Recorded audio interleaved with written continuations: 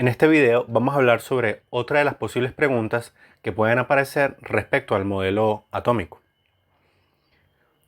Entonces, bueno, podemos preguntar, si el electrón se atrae hacia el protón, ya que son de cargas distintas, ¿por qué no cae al núcleo y colapsa el átomo? Aquí vemos en la imagen, ¿verdad?, que aparte del hecho de que tenemos una carga positiva y negativa que se deberían atraer, vemos que aparece acá una radiación electromagnética. Esto es debido a que cuando uno estudia el movimiento de cargas aceleradas, al ser una carga eléctrica acelerada, ella va a emitir radiación electromagnética. Y entonces, bueno, si ella realiza un movimiento circular, recuerden que cuando vimos en el año pasado el movimiento circular, esto implica que necesariamente va a haber una aceleración. Y por lo tanto, el electrón debería irradiar y perder energía y eventualmente colapsar hacia el átomo.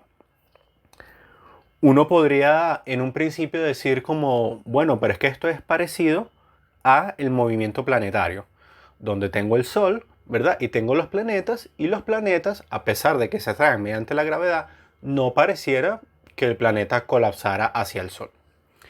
Sin embargo, esto no es cierto porque los planetas eventualmente van a caer hacia el Sol. De hecho, nosotros estamos cayendo hacia el Sol.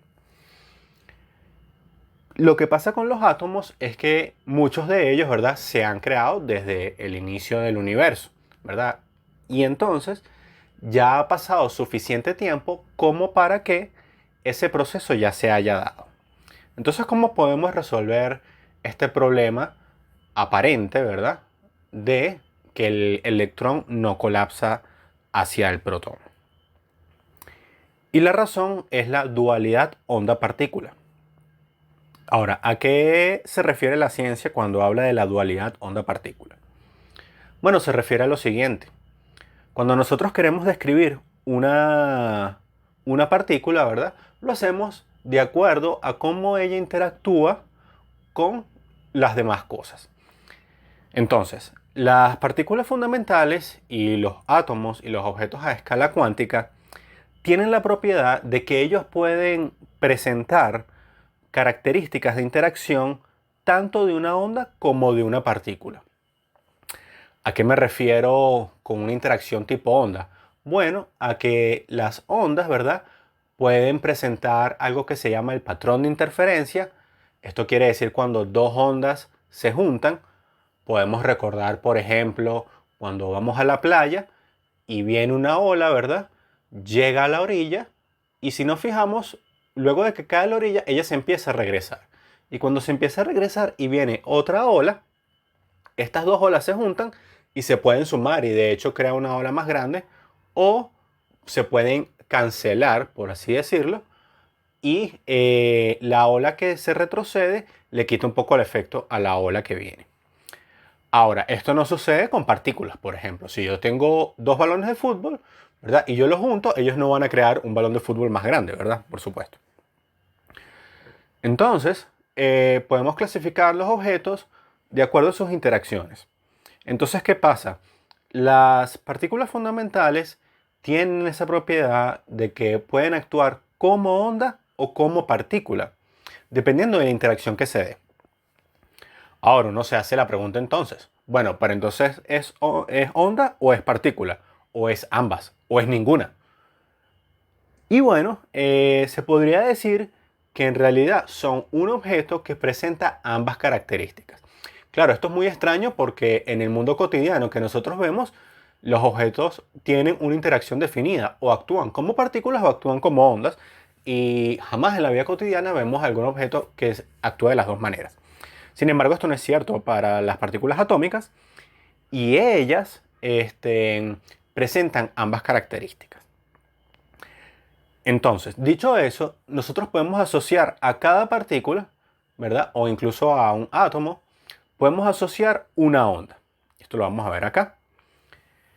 Entonces, ¿qué pasa?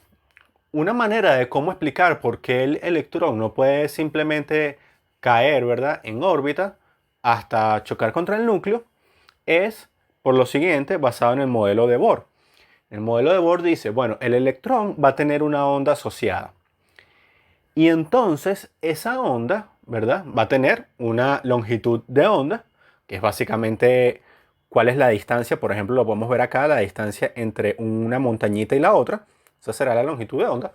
Va a tener una longitud de onda determinada.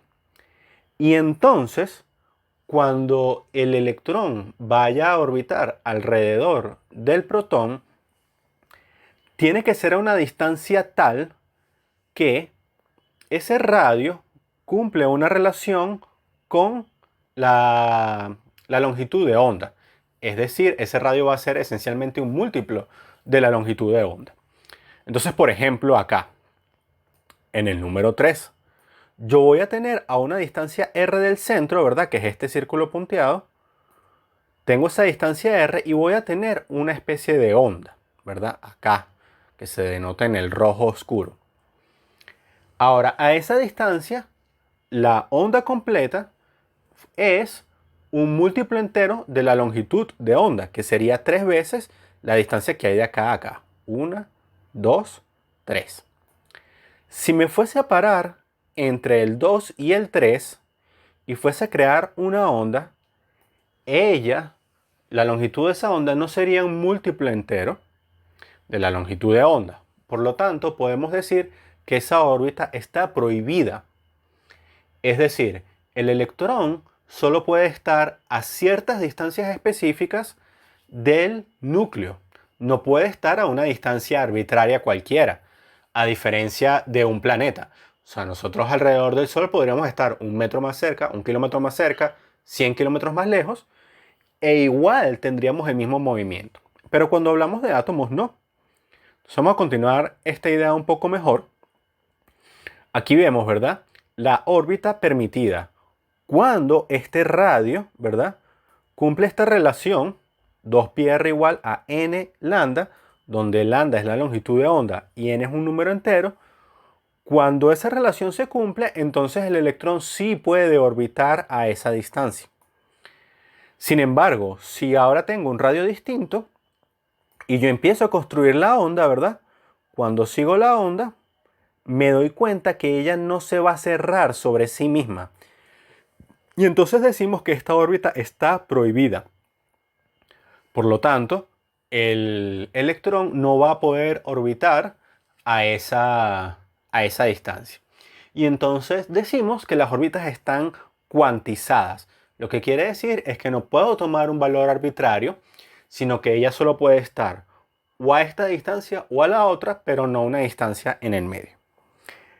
Y bueno, para completar la idea, realmente la verdadera razón de por qué el electrón no cae hacia el núcleo es porque el electrón no es una pelotita que está orbitando otra pelotita, que es el núcleo. Eso es una visión que se empezó a formar en la ciencia para tratar de explicar. Pero a medida que fuimos avanzando en el conocimiento nos dimos cuenta que esto no es así. Como les decimos, las partículas fundamentales tienen esta propiedad de onda partícula y ellas en realidad no tienen una posición definida en el espacio, como lo puede tener cualquier objeto, como una regla en la mesa, que yo puedo decir, bueno, la regla está a 3 centímetros exactos del borde. Cuando hablamos de partículas cuánticas, es decir, cosas muy pequeñas, esto no es así, debido al principio de incertidumbre, en realidad el teorema de incertidumbre, ya que se puede demostrar matemáticamente, los objetos a ese nivel atómico no pueden tener una posición estrictamente definida. Y entonces debido a eso, y como son ondas de paso o tienen ondas asociadas, no podemos pensar en el electrón como una pelotita que da una órbita alrededor de otra pelotita. Ese modelo es sencillamente incorrecto. En otro video vamos a hablar un poco de cuál sería el átomo moderno y cómo funciona.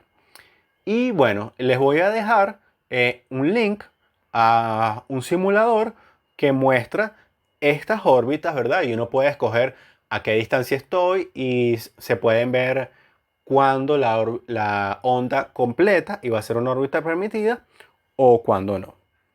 Pero bueno, eso sería todo.